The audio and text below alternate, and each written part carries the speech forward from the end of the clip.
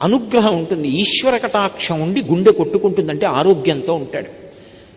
మీరు నమ్మండి నమ్మపోండి, ఈ మధ్య ఒక ఆవిడికి కాకినాడలో గుండె కొట్టుకోవడంలో తేడా వచ్చింది. ఎంత వేగంతో కొట్టుకోవాలో కండరాలు అంత వేగంగా కదలటం లేదు, ఎక్కువ కదలకూడదు, చాలా జాగ్రత్తగా ఉండాలని చెప్పారు.